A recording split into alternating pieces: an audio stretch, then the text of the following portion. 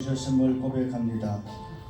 마지막 시간 부족한 종을 통하여 말씀을 선포할 때에 하나님 역사하여 주시옵소서. 아멘. 특별히 말씀을 사모하는 자들에게 그 은혜를 다하여 주시옵소서. 아멘.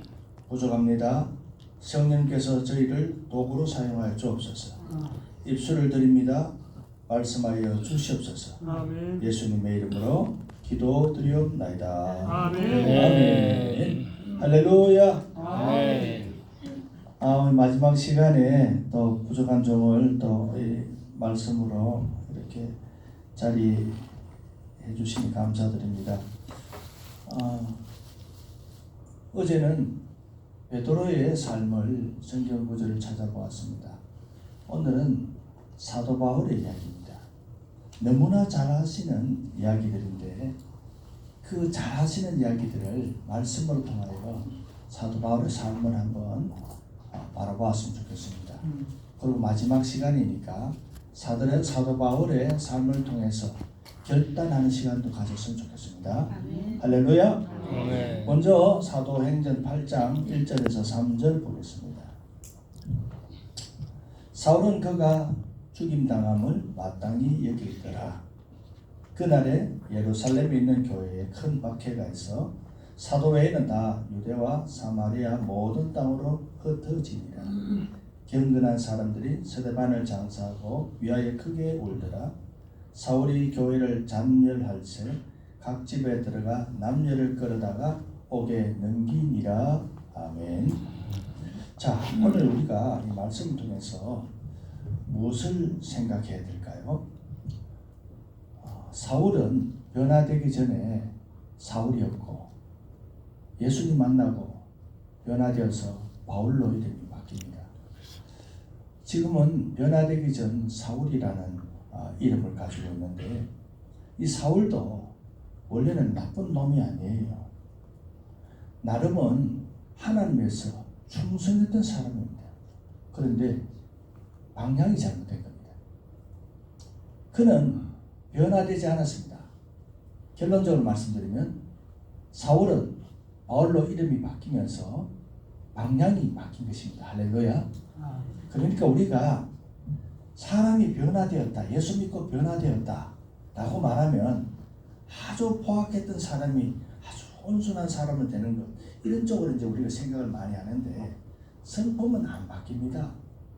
우리 앞서서 장로님 찬양 인도하시는 거 보세요. 성품 나오잖아. 딱 성품 나오거든요. 예. 목소리도 안 올라가. 얼마나 열심히 사셨는지 끌끌하이가 어제 뭐 부흥 강사 비슷하게 그죠? 예. 장로님 막 하면 부흥 강사인 줄 안다다. 예. 이 성품은 안 바뀝니다. 하나님께서 그 성품을 그대로 쓰시는데 방향을 바꾸시는 겁니다. 할렐루야. 아멘. 오늘 이 사울은 하나님을 위한다고 나름 최선을 다한 겁니다. 그래서 자기가 생각할 때는 스데반 이놈은 죽일 놈이야. 죽일 놈을 죽인 겁니다. 자기는 거리낌이 없었을 뿐만 아니라 오히려 아직까지 예수 믿는 잔당들 잡아서 다 쳐 죽이려고 작정했던 것입니다. 자, 이랬던 사람이 사도행전 9장으로 이제 넘어갑니다. 9장 1절. 사울이 주의 제자들에 대하여 여전히 위협과 살기가 등등하여 대제사장에게 가서 다메섹 여러 회당에 가져갈 공문을 청하니 이는 만일 그 도를 따르는 사람을 만나면 남녀를 막론하고 결박하여 예루살렘으로 잡아오려 함이라 그랬습니다. 남녀를 막론하고입니다. 사도 바울은 오로지 하나님밖에 없습니다. 예수는 아주 나쁜 사람인 거예요. 사울의 인식에는. 그래서 이 사람을 따르는 사람들은 바퀴벌레 잡듯이 싹 다 잡아야 된다고 생각했던 겁니다. 바퀴벌레 잡을 때 암컷 수컷 가리니까 다 잡아보지. 예, 그러니까 성경도 그렇게 말합니다. 2절에 다메섹 여러 회당에 가져가 공문을 청하니 이는 만일 그 도를 따르는 사람을 만나면 남녀를 막론하고 결박하여 예루살렘으로 잡아오려 함이라 그랬습니다. 3절에 사울이 길을 가다가 다메섹에 가까이 이르러 호련히 하늘로부터 빛이 그를 뚫러 비추는지라. 자, 이 홀련히가 좀 그렇습니다. 사실 홀연히가 아니고 갑자기라고 우리는 설명을 하는 게 더 이해가 쉬울 거예요. 그런데 홀연히라고 말했습니다. 이것은 예수님의 의도된 것이 있다는 그런 뉘앙스가 있는 구절입니다. 4절 땅에 엎드러졌답니다. 자기가 의지로 엎드러진 것이 아니라 엎드러져 버린 수동태를 말합니다. 땅에 엎드러져 들음에 소리가 있어 이르시되 사울아 사울아 네가 어찌하여 나를 박해하느냐 하시거늘 대답하되 주여 누구시니까 이르시되 나는 네가 박해하는 예수라. 자, 우리가 성경을 읽을 때 뭘 아셔야 되느냐면은 지금 사울은 최고의 학문을 공부했고 최고 잘 나가는 전도 유망한 청년입니다. 매우 똑똑하고 지혜가 충만한 사람이라는 것을 먼저 우리가 인지를 해야 됩니다. 우리 예수 믿는 사람들 중에서도 아주 똑똑한 사람들이 있어요. 그리고 지적이나 여러 가지로 조금 모자란 사람도 있을 수 있습니다. 하나님은 각자의 형편에 맞도록 사용하신 줄 믿습니다. 그런데 우리는 이미 결론을 알기 때문에 이제 제가 이 말씀 던져도 여러분 다 이해하실 줄 믿습니다. 이 사울은 바울로 이름이 바뀌면서 어디를 향해서 가야 되는 사람입니까? 예, 이방인을 향해서 복음을 전하는 사람입니다. 이방인 중에서도 누구를 향해서 갑니까? 예, 저 헬라인들을 향해서 갑니다. 헬라인 중에서도 누굽니까? 예, 철학자들하고 상대해야 됩니다. 그러면 이 철학자들하고 상대하려면은 그 철학자들하고 상대할 만한 실력이 있는 자라야만 가능합니다. 그래서 하나님을 베드로를 안 택하고 바울을 택한 것입니다. 제가 그리스의 파르테논 신전 밑에 가보니까 아레바고 뭐 광장인가 뭐 있더라고요. 참 별것 아니더구만요. 바위 몇 개 있어요. 거기 모여서 토론했다는 겁니다. 파르테논 신전에 가보면 이렇게 써놨어요. 모든 신들 이름이 다 기록되어 있어요. 자기들 아는 신들. 그런데도 자기들이 모르는 신이 있잖아요. 그러니까 모르는 신도 써놨어요. 그러니까 파르테논 신전은 세계의 모든 신들이 다 모인 데입니다. 바로 그 밑에 아레바고 헷갈립니다. 아레바 헷갈린다 갑자기. 예, 그렇다 치고 거기서 토론하는 겁니다. 철학자들이. 그러니까 사도 바울도 그곳에서 그 철학자들하고 토론했거든요. 그런데 고린도전서 보면 사도 바울이 그런 말이 있어요. 이제 나는 다시는 철학자들한테 내 세상 지식 가지고 토론하지 않겠다. 나는 오로지 예수 그리스도의 십자가와 부활만 증거하겠노라. 그렇게 담대하게 고백하는 장면이 나옵니다. 그리고 열매가 별로 없었어요. 그러나 성경에 보면 기부인 몇 명은 전도가 되었다라고 기록은 되어 있지만 그가 생각했던 것만큼 내가 이 정도의 철학을 가지고 이 정도 실력 가지고 저들하고 대화를 하면 충분히 내가 이길 수 있다고 생각했지만 안 되더라는 겁니다. 자, 그런 자들하고 예수님께서 대화하기 위해서는 베드로를 택할 수가 없었습니다. 그래서 바울을 택한 겁니다. 바울은 그때까지는 변화되지 않았기 때문에 예수 믿는 자들을 얼마나 심하게 박해하는지 모릅니다. 그때 예수님께서 다메섹으로 가는 이 사울을 만납니다. 성경은 홀연히 나타났다라고 말하고 사울은 땅에 엎드러져서 소리를 들었다라고 기록하기 때문에 우리가 미루어 짐작할 수 있습니다. 뭔가 홀연히 나타났는데 땅이 엎드러졌대요. 그러면 그 빛이 얼마나 강력했는지를 생각할 수 있겠습니다. 그러면서 이렇게 말씀하십니다. 사울아 사울아 네가 어찌하여 나를 박해하느냐 하시거늘.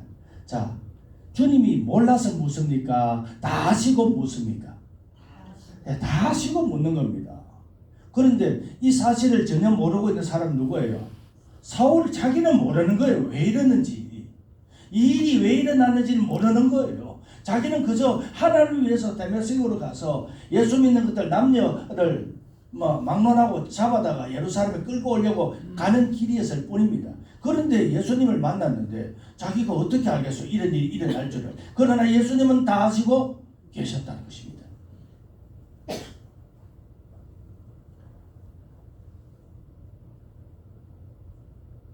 5절 대답하되 주여 누구시니까 이르시되 나는 네가 박해하는 예수라. 너는 일어나 시내로 들어가라. 네가 행할 것을 네게 이를 자가 있느니라. 그렇습니다. 주님은 모든 것을 다 예배해 두고 계십니다. 여러분 치유받는 교회든 대경교회든 주님이 다 예배해 두신 것입니다. 우리만 모르고 있을 뿐입니다. 그 속에서 갈등도 있을 수 있고요. 그런 가운데 사람도 있을 수 있을 것이고요. 그 가운데에 미움도 있을 수 있을 것이고요. 온갖 일들이 있지만요. 주님은 다 하시고 계신 것입니다. 그곳에 가면 뭐 그런 일이 있대요. 바울은 알아요, 몰라요? 모릅니다. 주님은 아셔요, 모르셔요? 아셔요. 답 나왔죠? 나는 모르지만 주님은 아신다는 거예요. 그러면 해결되는 거예요. 같이 가던 사람들은 소리만 듣고 아무도 보지 못하여 말을 못하고 서 있더라. 이 재밌는 거야. 하나님은 바울에게만 말씀하셨지 다른 사람은 뭔가 일어난 것 같긴 같은데 아무것도 못 들었어요. 사울이 땅에서 일어나 눈은 떴으나 아무것도 보지 못하고 사람의 손에 끌려 다메섹으로 들어가서 사흘 동안 보지 못하고 먹지도 마시지도 아니하니라. 아멘. 자, 여러분 이 사울이라는 청년의 이 성격이나 기질을 여러분들이 좀 아실 필요가 있는데 대부분이 다 아시고 계실 거예요. 이 바울은 한번 한다면 하는 사람이에요. 그리고 자기가 옳다고 생각하면 직진입니다. 무조건. 앞도 뒤도 안 보고 옆도 안 보고 뒤도 안 보고 앞만 보고 가는 사람이에요. 그런데 갑자기 이런 일이 생겼으니 이 사울의 입장에서는 너무나 당황했을 거예요. 아니 내가 무엇을 잘못했지? 나에게 왜 이런 일이 생기지? 그런 고민을 할 시간을 주님이 3일을 주십니다. 3일은 무엇입니까? 주님이 무덤에 계신 시간입니다. 죽었다가 부활하는 시간입니다. 그 시간을 바울에게도 허락하신 것입니다. 그럼 뭘 먹었다 안 먹었다? 잤다 안 잤다? 성질이 더러워서 잠이 안 온다니까요. 저는 잘 잡니다. 제가 고등학교 때 일인데 옆집에 젊은 새내기가 남편하고 큰 싸움을 해서 우리 집으로 피신을 왔더라고요. 저는 아침에 잘 일어났습니다. 저희 어머니 그러더라고요. 마나 어젯밤에 그렇게 난리 법동을 지키는데 니는 그렇게 잘 자냐 그러대요. 저는 전혀 몰라. 어젯밤에 무슨 일인지 몰라요. 울고 난리가 나서 막 대박이 들어와서 막 난리 구실을 지키는데도 저는 몰랐다는 거예요. 잘 자는 사람 잘 자는데 바울은 못 잡니다. 뭐 때문에? 성질 때문에. 먹어요? 못 먹어요? 못 먹어요. 뭐 때문에? 성질 때문에. 주여. 뭐 너 찔리는 사람 있는가 봐. 그때에 다메섹에 아나니아라는 제자가 있더니 주께서 환상 중에 불러 이르시되 아나니아야 하시거늘 대답하되 주여 내가 여기 있나이다 하니 주께서 이르시되 일어나 집가라는 거리로 가서 유다의 집에서 다소 사람 사울이라는 사람을 찾으라. 그가 기도하는 중이니라. 뭐 하는 중이다? 기도하는 중이다. 뭐도 안 먹고 뭐도 안 자고 사도 바울 성질머리는요. 이게 무슨 일인지 모르는 거예요. 자기는 옳은 일을 한다고 했는데 갑자기 이런 일이 생겼으니 이 왜 이런 일이 생겼는지 모르는 거예요. 그러고 나서 주님이 하시는 말씀이 뭐냐? 나는 네가 박해하는 예수라는 거예요. 예수님을 만난 적이 없어요. 예수 믿는 자를 박해했지 예수를 박해한 적이 없는데 예수를 박해했다고 예수님이 말씀하신 거예요. 그럼 이거 뭔가? 바울은 그 말에 잠을 못 자고 밥을 먹는 거예요. 이게 뭔가? 나는 옳은 일을 했다고 생각하는데 무엇이 잘못했다는 말인가?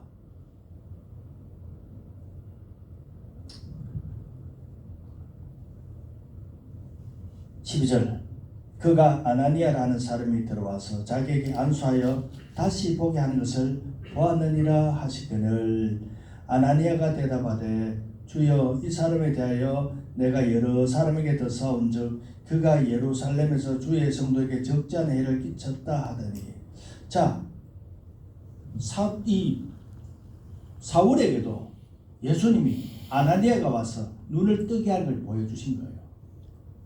그리고 아나니아에게도 가서 네가 눈을 뜨는 일을 네가 해야 된다고 가르쳐 주신 거예요. 그러면 바울은 아나니아라는 사람이 온다는 이야기는 들었는데 정말 올까 안 올까? 그 사람이 왜 나에게 올까? 아마 잠 자요 못 자요? 못 잔다는 게 밥 먹어요 못 먹어요? 못 먹는다는 뭐 때문에? 성질머리 때문에. 그러니까 기도는 하는데 정말로 열심으로 기도를 하고 있을 거예요. 이 사람의 성격은 그런 성격이에요. 1등 아니면 안 되는 사람이야. 항상 솔선수범하는 사람이에요. 그리고 자기는 항상 옳다라고 생각하는 일을 할 뿐인데 왜 나에게 이런 일이 생겼고 갑자기 뜬금없이 주님이 나는 네가 박해하는 예수다 그러더니 아나니아라는 사람이 와서 네 눈을 뜨게 할 것이다 라는 음성을 들려주었을 때 할렐루야 했을까요? 바울은 혼란스러웠을까요? 왜 혼란스러웠다는 것을 우리가 기억해야 됩니다. 아나니아가 대답하되 주여 이 사람에 대하여 내가 여러 사람에게 더 사온즉 그가 예루살렘에서 주의 성도에게 적지 않은 해를 끼쳤다 하더니 여기서도 주의 이름을 부르는 모든 사람을 결박할 권한을 대제사장들에게 받았나이다 하거늘 이제 주님 말씀하십니다. 주께서 이르시되 가라 이 사람은 내 이름을 이방인과 임금들과 이스라엘 자손들에게 전하기 위하여 택한 나의 그릇이라. 아멘. 자, 주님은 아나니아에게 택한 나의 그릇이라고 말했지만 바울은 자기가 아직 택함을 받았는지 안 받았는지도 몰라요. 혼란스러운 가운데 기도만 하고 있을 뿐이에요. 자, 우리가 주일부터 오늘 화요일까지 2박 3일이잖아요. 딱 요 2박 3일이에요. 딱 2박 3일 동안 앞도 못 보고 혼란스러운데 밥도 안 먹고 우리는 얼마나 좋아요. 예, 밥도 맛있는 거 우리 권사님이 오셔서 얼마나 잘 먹었는지 2박 3일 동안 살이 꼴떡 쪄가지고 그러다가 오늘 또 소수서울까지 가서 좋은 구경도 하고 또 오는 길에 또 맛있는 또 장로님의 대접도 받고 또 저녁에는 우리 또 권사님께서 또 만난 걸 준비해서 또 먹고 우리는 이렇게 2박 3일 금방 지나가잖아요. 그러나 이 사울에게는 2박 3일이 너무너무나 지겹고 힘든 시간인 거예요. 이 2박 3일의 이 시간이 30년보다 더 길 수도 있었을 거예요. 그가 내 이름을 위하여 얼마나 고난을 받아야 할 것을 내가 그에게 보이리라 그럽니다. 그러면 앞으로 고난 받을 것도 이 사울에게 다 보여주신다는 겁니다. 아나니아가 떠나 그 집에 들어가서 그에게 안수하여 이르되 형제 사울아 주곧 네가 오는 길에서 나타나셨던 예수께서 나를 보내어 너로 다시 보게 하시고 성령으로 충만하게 하신다 하니 즉시 사울의 눈에서 비늘 같은 것이 벗어져 다시 보게 된지라 일어나 세례를 받고 그제서야 음식을 먹음에 강건하여 지니라. 아멘. 자, 우리는 이 부분 잘 알고 있습니다. 그런데 너무나 우리는 쉽게 지나가 버려요. 이 고뇌의 시간, 아직 정확한 대답을 얻지를 못한 상황에서 바울은 혼란스러워 눈은 떠졌지만 뒤에 보겠습니다. 사울이 다메섹에 있는 제자들과 함께 며칠 있을새 즉시로 각 회당에서 예수가 하나님의 아들이심을 전파하니 듣는 사람이 다 놀라 말하되 이 사람이 예루살렘에서 이 이름을 부르는 사람을 멸하려던 자가 아니냐. 여기 온 것도 그들을 결박하여 대제사장들에게 끌어가고자 함이 아니냐 하더라. 사울은 힘을 다하여 예수를 그리스도라 증언하여 다메섹에 사는 유대인들을 당혹하게 하니라. 아멘. 자, 여기서 갈라디아서로 확 넘어가야 됩니다. 갈라디아서 보겠습니다. 갈라디아서 1장 봅니다. 갈라디아서 1장 17절 봅니다. 갈라디아서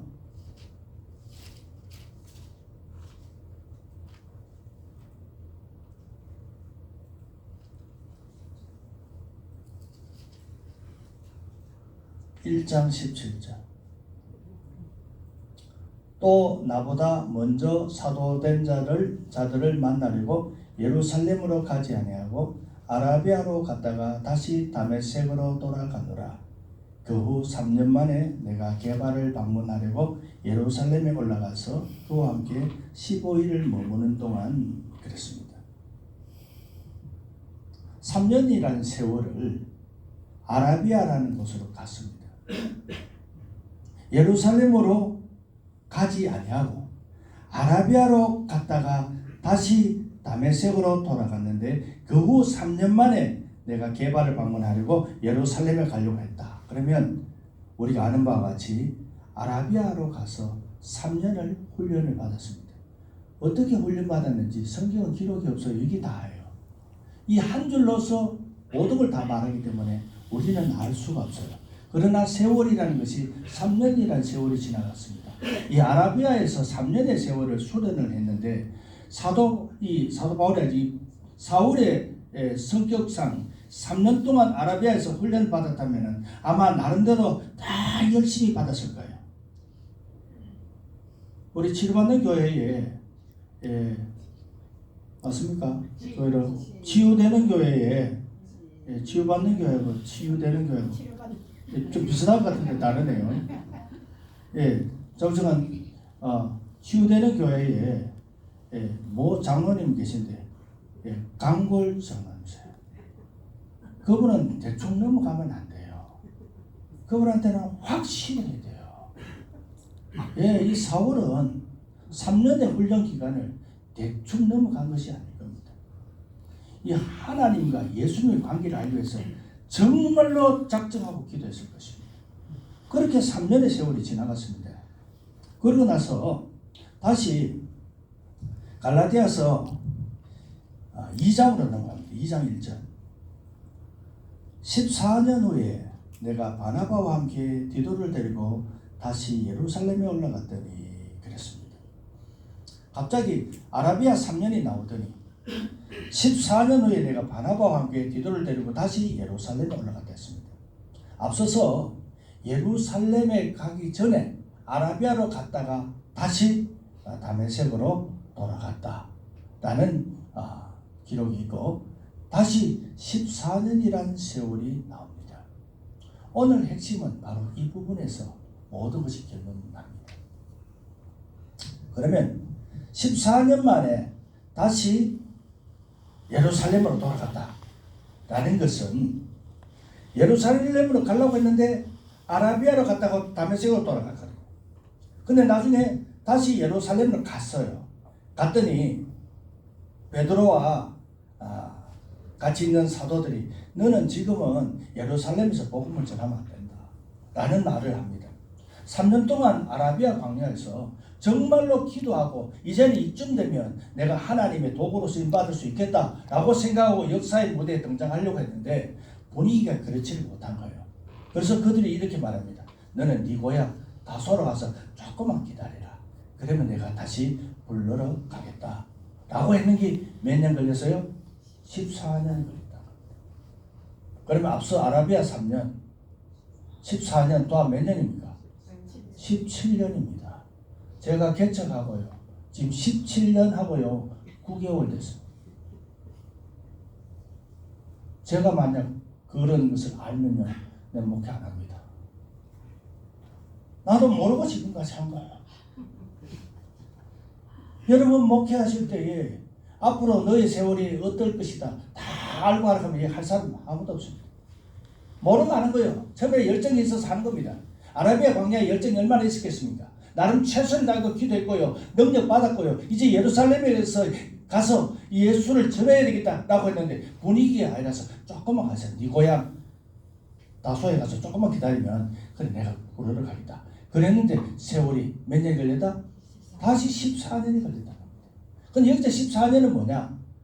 안디옥에서 바나바와 함께 1년을 사역을 하고 예루살렘에 왔거든요. 그리고 다소에 있었던 기간이 얼마다? 13년입니다. 아라비아 광야에서 3년, 자기 집에서 13년, 그리고 안디옥에서 1년, 도합 17년 만에 예루살렘으로 돌아오십니다. 자, 이 세월을 여러분들이 어떻게 설명할 수 있겠습니까? 이 세월을 여러분은 어떻게 보낼 수 있겠습니까? 3년의 세월은 막 그렇게 기도했다고 칩시다. 이제나 저제나 기다렸던 세월이 1년이 지나고 2년이 지나고 13년이 지나서 그제서야 바나바로부터 초청을 받습니다. 우리 같이 공동 목회할래. 이 13년의 세월은 아마 이 사울에게는 엄청나게 힘든 시간이었을 것입니다. 아라비아는요, 3년이라는 세월은요, 그래도 기도라는 목적이 있잖아요. 나를 만드는 기간이었잖아요. 그러나 주님은 말씀하십니다. 너는 아직 안 된다. 더 훈련해야 된다. 이유는 뭘까요? 제가 나름대로 내린 결론 그겁니다. 너 더 굴려야 인간 된다. 아직 안 된다는 겁니다. 3년 갖고는 안 된다는 겁니다. 못한 데가 너무 많다는 겁니다. 너 13년 더 돌리겠다는 겁니다. 그런데 그거를 사울은 알았다 몰랐다? 몰랐다. 알았으면 때려쳤어. 주님은요, 우리 다 가르쳐 주시는 것 같으면서도 안 가르쳐 주셔요. 사도행전 11장으로 넘어가겠습니다. 사도행전 다시 11장 보겠습니다. 11장 25절.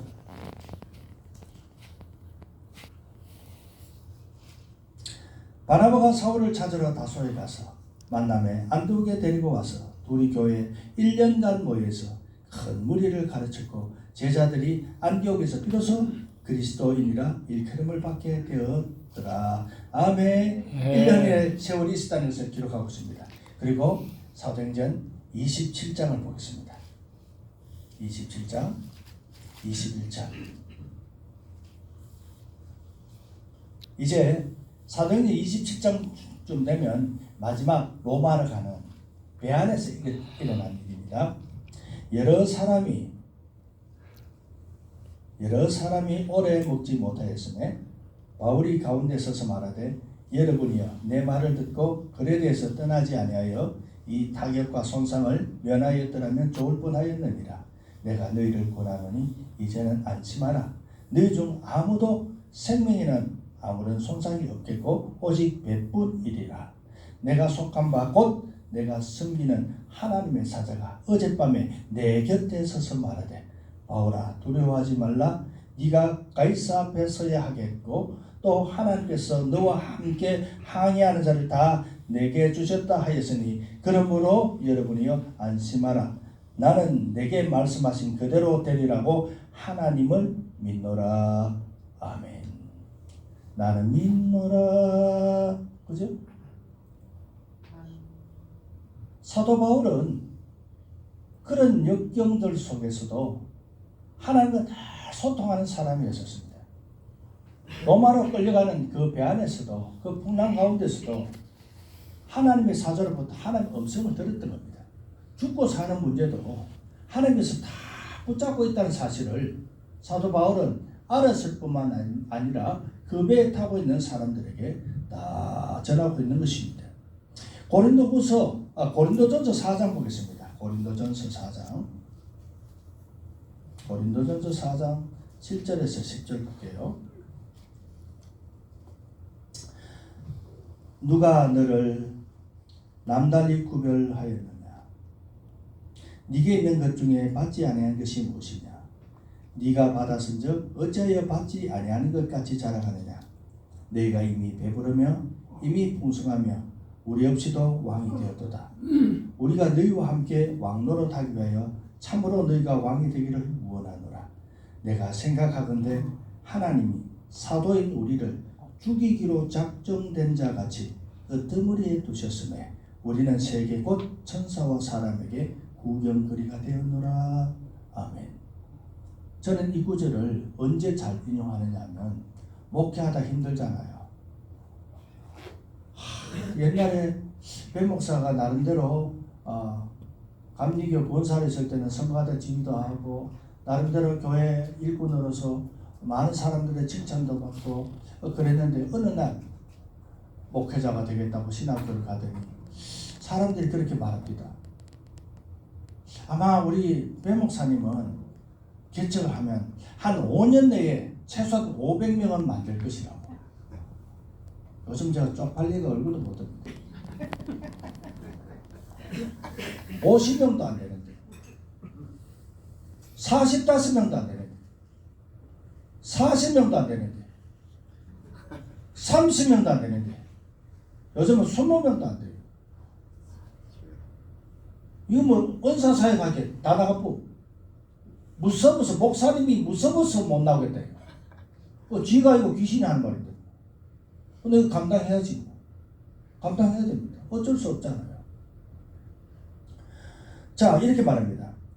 내가 생각하건대, 사도 바울이 혼자 생각하는 겁니다. 이게 음성 들은 게 아니고 혼자 생각하건대, 하나님이 사도인 우리를 죽이기로 작정된 자같이 끄트머리에 두셨다는 겁니다. 제일 밑바닥에 패대기 쳤단 말입니다. 그리고 우리는 세계 곧 천사와 사람에게 구경거리가 되었노라. 사람에게 구경거리는 참을 수 있어요. 천사에게도 구경거리가 된대. 천사에게도. 천사는 우리를 섬기러 오는 천사인데 천사한테도 구경거리가 됐다는 거예요. 무슨 구경? 비방거리가 됐단 말입니다. 아니 그렇게 예수 잘 믿고 그렇게 복음 열심히 전하는데 네 꼬라지가 이게 뭐고 천사도 비웃는 것 같더라는 자기의 생각이 들었다는 것입니다. 저도 비슷해요. 그러니까 이 말씀을 붙잡으면 힘이 나는 것 같으면서도 너무 힘들어요. 왜 나를 집 바닥에 패대기 치느냐고. 사람들이 손가락질을 한 것 같아요.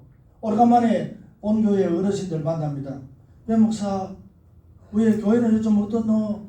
예, 하나님 은혜로 잘 지내고 있습니다. 그래, 그런데 몇 명인데 꼭 그래 보래요. 예, 그냥 그럭저럭.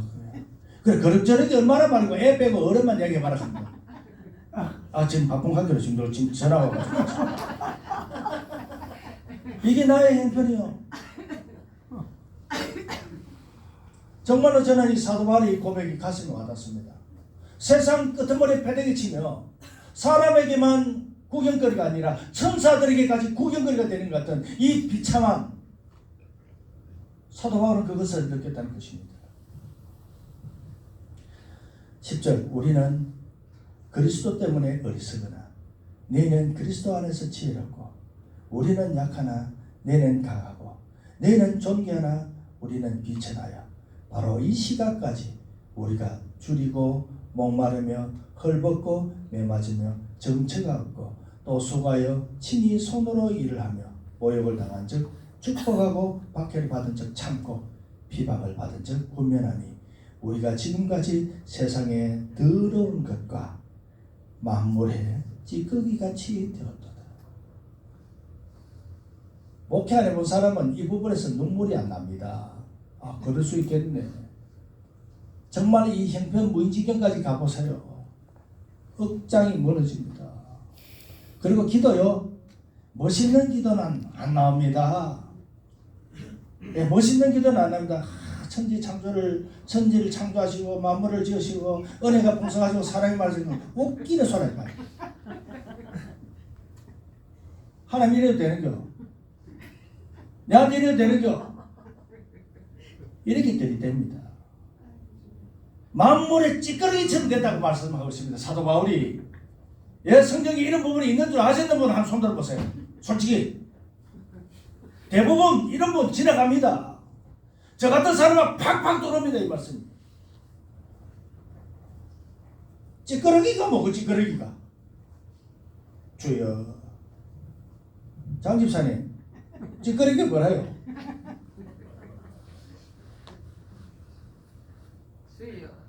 저요. 자, 고린도후서 1장 보겠습니다. 고린도후서 1장 보겠습니다. 1장 8절. 형제들아 우리가 아시아에서 당한 환난을 너희가 모르기를 원하지 아니하노니 힘에 겹도록 심한 고난을 당하여 살 소망까지 끊어지고. 자, 이거는 나 진짜 굉장히 힘들어 죽겠어요. 뭐 이 정도 수준이 아니고 살 소망이 끊어졌대요. 뭡니까? 나 지금 죽고 싶다는 겁니다. 목회하다가 죽고 싶다는 겁니다. 살 소망까지 끊어졌대요. 이 뭐예요 이게? 왜 나를 택했는데? 택한 나의 그릇이라며. 그거 당할 고난을 내가 다 보여주겠다는데. 내가 그거 뭐 고난 당했다고 내가 당신한테 내가 뭐 나갔나? 내가 원치 않았던 거예요. 힘에 겹도록 심한 고난을 당하여 살 소망까지 끊어지고 우리는 우리 자신이 사형 선고를 받은 줄 알았으니 주여. 자, 다시 한번 묻겠습니다. 이 말씀 있는 줄 알았는 사람 손 들어보세요. 내일 내가 아침 사드릴게요. 자, 성경 말씀이 정말 처절합니다. 정말로 처절합니다. 세상 끄트머리에 있는 것도 참 힘들어 죽겠는데 사람 아니라 천사에까지도 구경거리, 비방거리가 되었다는 거예요. 살소망까지 끊어졌는데 지금은 뭐예요? 사형 선고를 받은 줄 알았대요. 다시 한번 묻겠습니다. 이런 성경 구절이 있는 줄 알았던 사람 손 들어보세요. 우리는 우리 자신이 사형 선고를 받은 줄 알았으니 이는 우리로 자기를 의지하지 말고 오직 죽은 자를 다시 살리시는 하나님만 의지하게 하신 주여. 자기를 의지하지 말아. 너는 죽었다는 거예요. 너는 죽었다는 거예요. 하나님만 의지하는 거예요. 너는 소망이 없다는 거예요. 하나님만 소망이 있다는 거예요. 그걸 가르치기 위해서 살 소망을 끊게 하시고요. 사형 선고를 내리셨다는 거예요. 얼마나 힘들었으면 이런 고백을 하겠습니까, 여러분? 개척하는데요. 이 성경 구절이 있는데요. 눈물이 안 나면 그건 인간도 아니지. 주여. 그러면서 10절에요. 그가 이같이 큰 사망에서 우리를 건지셨고 또 건지실 것이며 이후에도 건지시기를 그에게 바라노라. 과거, 현재, 미래를 다 말해. 건지.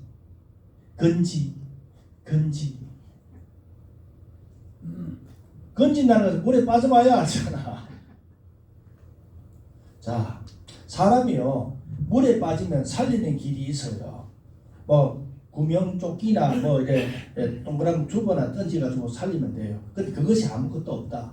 내가 수영을 해서 저 사람을 살려야 되는데 어떻게 살려야 되느냐? 예, 자기 수영 좀 한다고 가서 그 사람을 살리겠다고 탁 잡으면요 같이 죽습니다. 그런 살기 위해서요 사람을 잡는 힘이요 평상시보다 더 큽니다. 그럼 자기 헤엄을 못 쳐요. 그걸 같이 죽는 겁니다. 살리는 방법 딱 한 가지입니다. 대가리 딱 잡고요. 머리카락 딱 잡고요. 물속에 집 엿보면 됩니다. 물을 지금 많이 먹었잖아요. 근데 더 미기 뿌린 겁니다. 완전 죽여버린 겁니다. 그럼 살라고 손을 놓습니다. 그럼 물을 먹고 살을 쭉 뻗어요. 끝에 머리카락 잡고 끌고 나오면 삽니다. 하나님이 우리를 살리는 방법은 죽이는 게 살리는 길이에요. 근데 여기 죽고 싶은 사람 누가 있어요? 나 죽기 싫어. 나 좀 폼 잡고 싶어. 야, 배 목사가 개척하니까 말이야. 야, 한 2년 만에 500명. 야, 우리는 그렇게 믿었어. 나 배 목사 그렇게 될 줄 알아서. 나도 그런 소리 듣고 싶어요. 18년이나 됐는데 뭐. 참. 그 장로님, 나를 축복했는데 그 장로님 대부분 뭐라 한줄 압니까? 아, 배 목사가 저런 거 보기에 목회가 개척이 힘든 말이야. 나 누구 연맥이나 지금. 그게 나 듣기 좋은 말이라고 한 거예요. 지금 열받게 하는 말이에요. 근데 그분은 아무 생각 없이 그런 말 하시는 거예요. 야, 개척교회가 그리 힘들어. 배 목사가, 야, 천하의 배 목사가, 야, 야, 이거 뭐, 나를 욕비는 거지. 주여. 고린도후서 4장 보겠습니다. 7절. 우리가 이 보배를 질그릇에 가졌으니 이는 심히 큰 능력은 하나님께 있고 우리에게 있지 아니함을 알게 하려 합니다. 우리가 사방으로 우겨쌈을 당하여도 쌓이지 아니하며 답답한 일을 당하여도 낙심하지 아니하며 박해를 받아도 버림받지 아니하며 거꾸로 뜨림을 당하여도 망하지 아니하고 우리가 항상 예수의 죽음을 몸에 짊어지면 예수의 생명이 또한 우리 몸에 나타나게 하려 함이라. 아멘. 참, 얼마나 멋있는 말이에요. 그래 아멘 나오지. 니 한번 살아볼래? 너무나 멋있는 말이에요. 이 말은 멋있지만 그렇게 살기는 힘들다는 말이에요. 저는 목사가 돼서요 멋있는 말 안 하기로 했습니다. 적당한 영어 몇 마디 빠다 쫙 혓바닥 걸리고요. 철학자 몇 사람 이야기 짜게가 쫙 자박 딱 깔고요. 그래서 좀 이래 유창하게가 쫙 그냥 스토리 딱 만들어 탁 때리면 아멘 할렐루야 믿습니까? 믿습니다. 니나 믿어라. 그런 일 없는데요. 말만 멋이지 그런 일은 없어요. 현실에는 그런 일은 없어요. 현실은 뭡니까? 사방으로 우겨 삼을 당합니다. 자, 우리 뒷말이 중요해요. 사방으로 우겨 삼을 당하여도 쌓이지 아니하면 이 말에 우리는 아멘 합니다. 사방으로 우겨 삼을 한번 당해봐. 한경직 목사님 설교에 그런 게 있더라고요. 사방으로 우겨 삼을 당하여도 우리에게는 하늘이 있잖아. 그렇게 설교가 나오더라고요. 그래서 저도 아멘 했습니다. 하늘 쳐다보면 하나님 무슨 말씀 하십니까? 두 번째, 답답한 일을 당하여도 낙심하지 아니하며, 낙심하지 아니하며 우리는 방점을 짓습니다. 그러나 우리가 당하는 일은 답답한 일을 당하는 겁니다. 너무 답답해요. 너무 답답해요. 기도를 해도. 사울이요 3년 동안 아라비아 광야에서 3년 기도했다니까요. 그런데 13년 동안 고향에 가서 좀 기다렸는데 13년 동안 기다릴 때는 얼마나 답답했을까요? 여러분, 거꾸로 뜨림을 당하여도 망하지 아니하고 얼마나 멋있는 말입니까? 근데 거꾸로 뜨림을 한번 당해봐. 패대기 한번 쳐줘봐.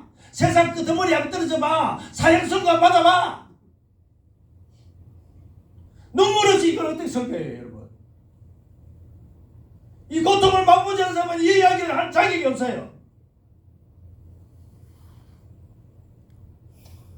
우리가 항상 예수의 죽음을 몸에 짊어지만 예수의 생명이 또한 우리 몸에 나타나게 하려 합니다. 항상 뒷말은 멋있다니까. 근데 앞에 말은요, 우리를 너무 힘들게 하는 거예요. 우리가 항상 예수의 죽음을 몸에 짊어져야 돼요.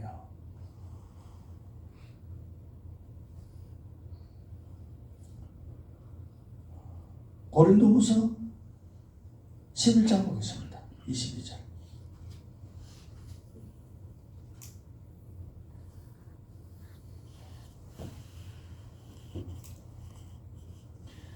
그들이 히브리인이냐? 나도 그러하며 그들이 이스라엘인이냐?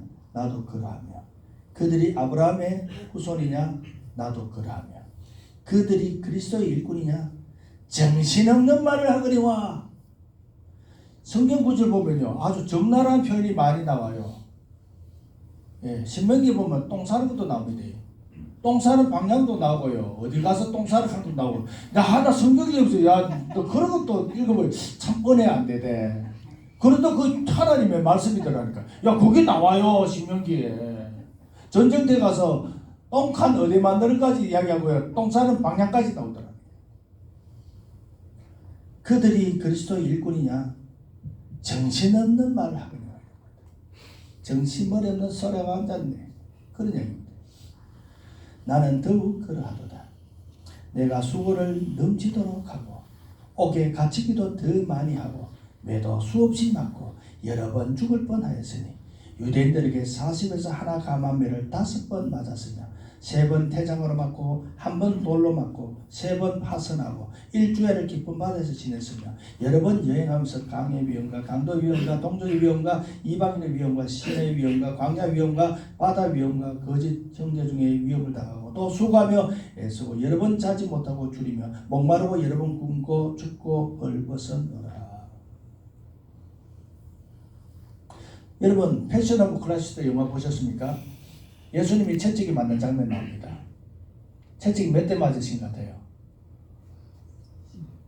우리 안성환 목사님이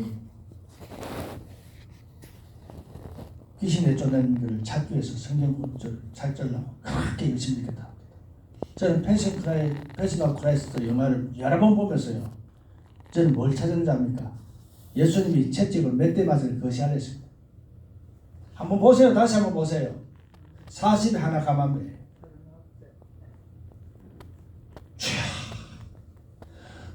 눈물 나는 얘기입니다, 여러분. 그 장면 중에 정말로 가슴에 아픈 장면이 나옵니다. 그 장면 보고 캐나다의 웬 임산부는 놀라가 알을 유산했다 하더라고요. 채찍으로 때리는데 채찍 끝에 갈고리가 걸려있잖아요. 예수님이 옆꼬리에 탁 걸리는데 쫙 잡으니까 살집이 쫙 떨어진 장면 나오잖아요. 그리고 예수님이 비명을 칵 지르면서 쓰러지십니다.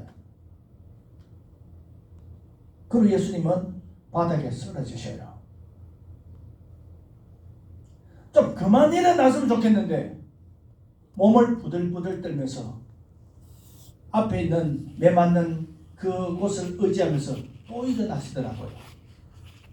왜 일어나신 줄 아십니까? 만약 정해진 매를 안 맞으면 누군가, 저와 여러분 중에 누군가는 그 매를 맞아야 되는 거야. 이 못난 배 목사를 위해서 예수님이 다시 일어나서 매를 맞으시더라고요. 끔찍해서 못 보셨습니까? 저는 눈물 나서 못 보겠더라고요. 내가 맞을 것을 예수님이 맞으시더라고요. 온통 빈투성인데 그때 안 일어나면요, 그 매를 안 맞으면요, 내가 맞아야 되는 거예요. 그 매를. 주여 아버지, 다시 한번 보세요. 39대인가. 근데 나 정확히 알아보기에 37대인가 그렇더라. 주님은 그 매를 다 맞으시는 거예요. 사도 바울이에요. 40에 하나 감은 매를 5번 맞았대요. 예수님의 심정일 거예요. 이유는 한 가지입니다. 이유는 한 가지입니다. 스데반을 지가 돌로 쳐 죽이잖아요. 나 같은 죄인을 예수님이 살려주시고 일꾼으로 삼아주셨잖아요. 내가 죽어야 될 그 십자가를 예수님이 십자가 달려 죽으셨잖아요. 내가 맞을 채찍질 예수님이 대신 맞아주실 거요. 내가 써야 될 그 가시면류가 쓰실 거요. 내가 당해야 될 옆구리에 창자군요. 내가 당해야 될 손에 못 자군요. 내가 당해야 될 발에 못 자군요. 예수님이 나 대신에 맞아주셨는데 죽어 마땅한 나를 예수님이 나 때문에 당해주셨는데, 사도 바울은요, 스데반을 죽일 수밖에 없었습니다. 이유는 한 가지입니다. 하나님이 허락하시기 때문입니다. 그리고 사도행전 7장 보세요. 스데반이 죽을 때에 예수님이요 보좌에서 일어나셨다라고 기록되어 있습니다. 성경 어디를 찾아보세요. 성경 보좌에서, 예수님이 보좌에서 일어나셨다는 장면이 또 있는 거예요. 순교하는 스데반을 영접하기 위해서 하늘 문이 열렸는데 예수님이 일어서셨다라고 성경은 기록하고 있습니다. 다른 성경 어디를 보세요. 예수님이 성경 하나님 우편 보좌에 앉으셨다고 기록되어 있지 일어섰다는 장면이 나오는 거예요. 스데반이 순교하는 그 장면에 예수님께서 일어나셨습니다.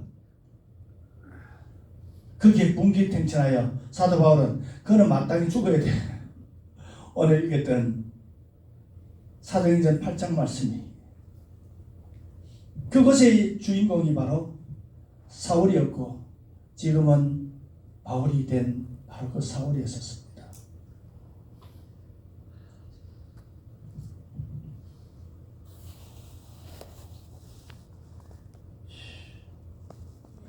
앉아놨으면 걸자가 보는데 눈물 때렸지 안 보인다. 28절. 이외의 일은 고사하고 아직도 날마다 내 속에 눌리는 일이 있으니 곧 모든 교회를 위하여 염려하는 것이다. 자기 매 맞고요, 자기 죽을 뻔하고요, 자기 굶주리고요, 자기 배고팠고요, 자기 고생하는 것보다 지금도 염려되는 거예요. 교회 걱정하고 있다는 거예요.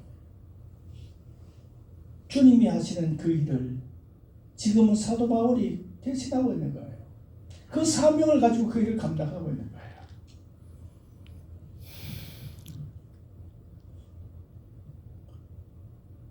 누가 약하면 내가 약하지 아니하며 누가 실족하게 되면 내가 애타지 아니하더냐. 바로 예수님의 심정을 그대로 이야기하고 있습니다. 내가 부득불 자랑할진대 내가 약한 것을 자랑하리라.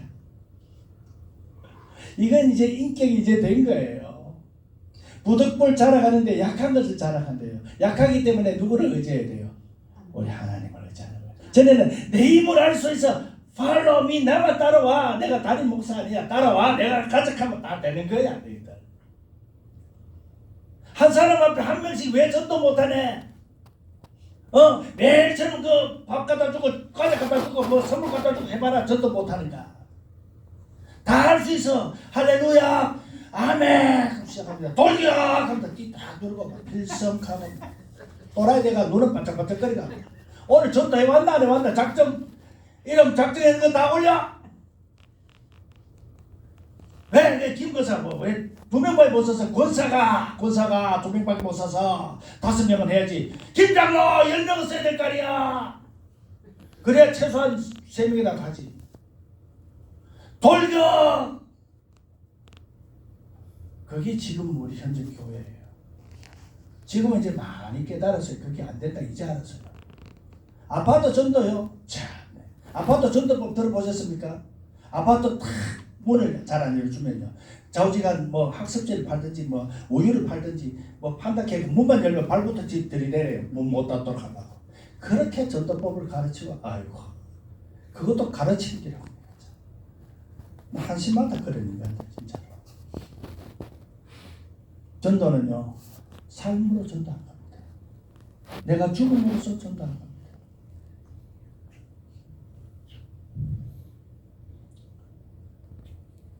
내가 부득불 자랑할진대 내가 약한 것을 자랑하리라. 아멘. 빌립보서 1장 20절 보겠습니다.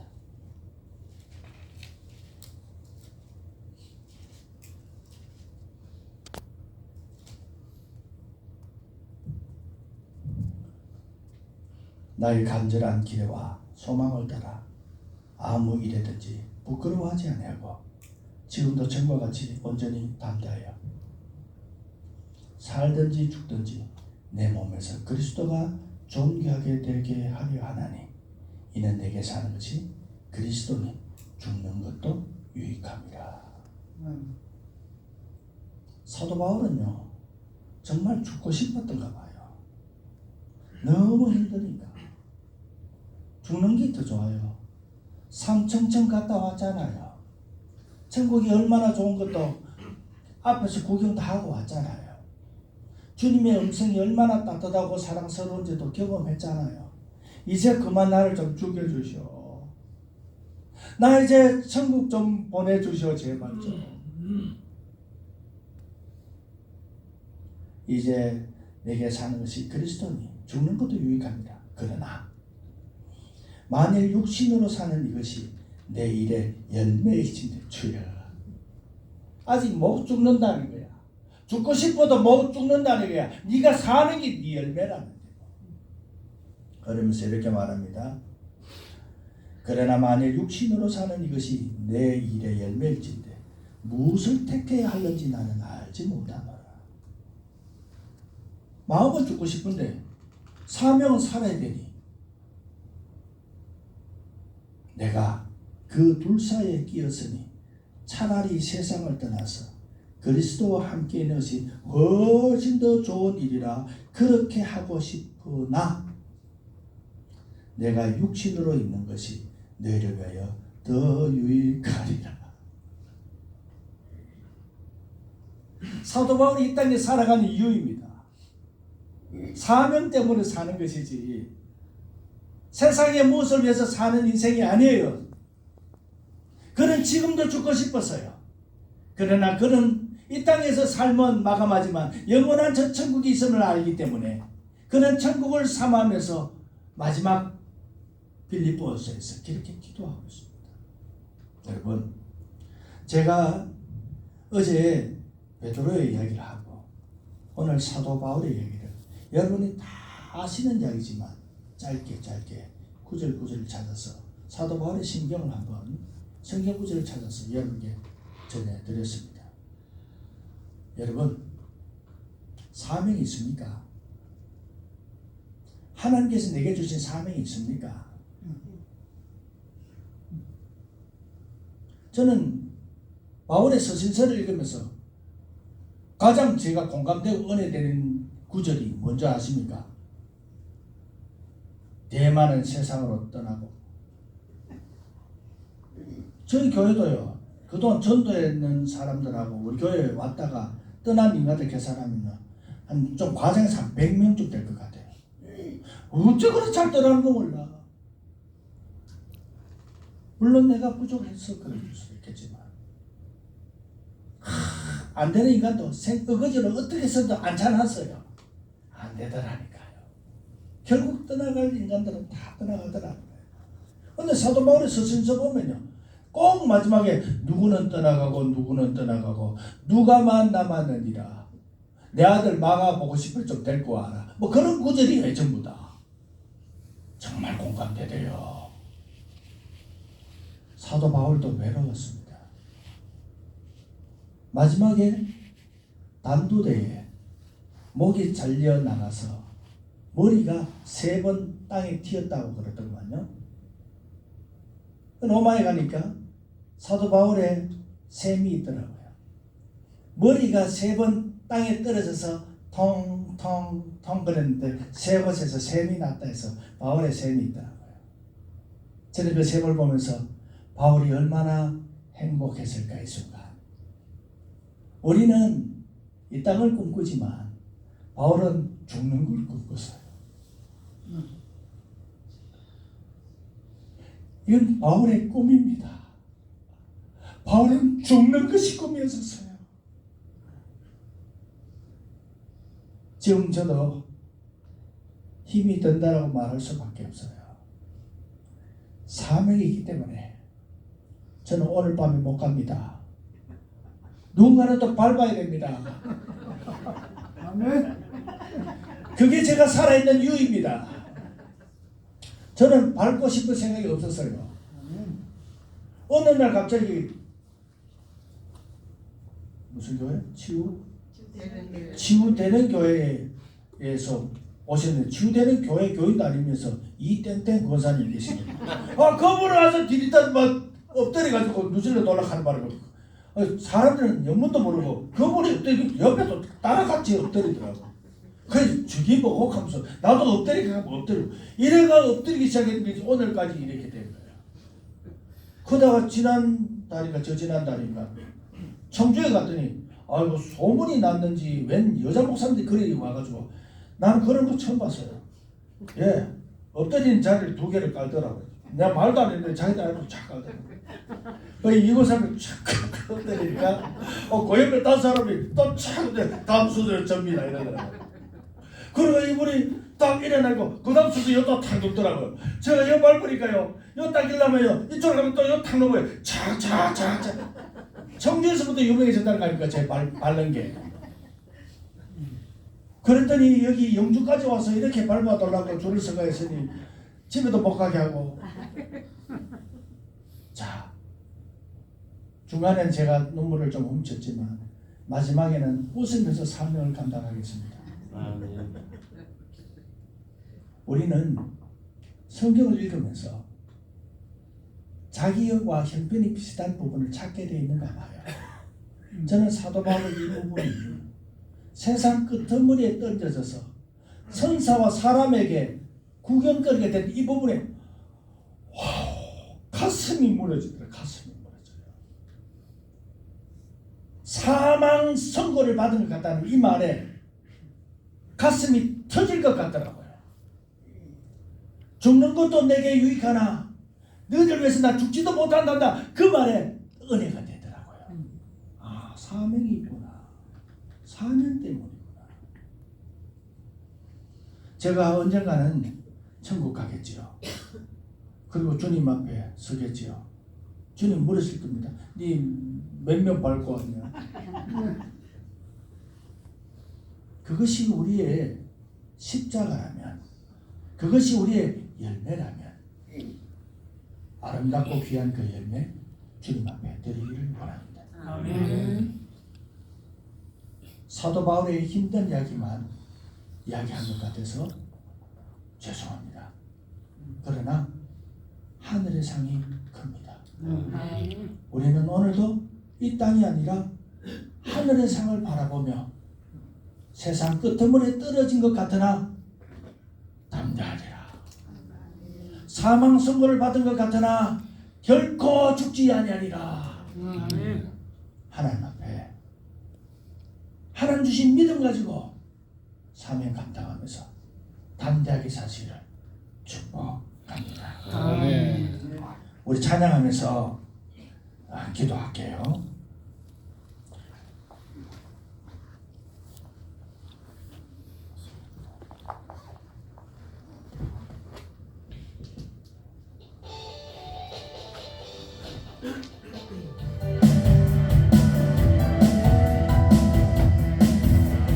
내가 달려들어 모든 백성에게 주여 부어주리라. 자녀들은 예언할 것이요 청년들은 환상을 보고 아이들은 꿈을 꾸리라. 주의 영이 임하며 자녀들은 예언할 것이요 환상을 보고 꿈을 꾸리라. 성령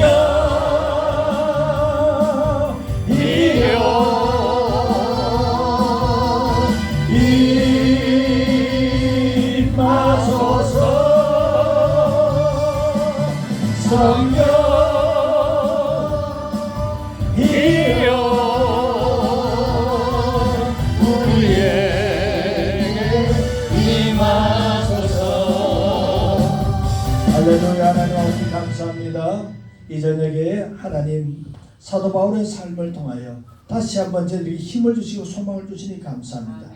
우리의 삶의 목적이 무엇인지 깨닫게 해주시니 감사합니다. 연약한 중에 하나님으로 말미암아 우리는 강하게 살 수가 있습니다. 오히려 나의 연약함을 자랑할 수 있도록 하나님께서 나를 약하게 만들어 주심을 감사드립니다. 이제 하나님 앞에 나의 모든 것 맡겨드립니다. 나는 이제 하나님 앞에 죽었습니다. 나는 날마다 죽노라. 그 고백을 우리도 날마다 하면서 살 수 있도록 은혜 더하여 주시옵소서. 하나님 성령 충만한 성회 되게 해주셔서 감사합니다.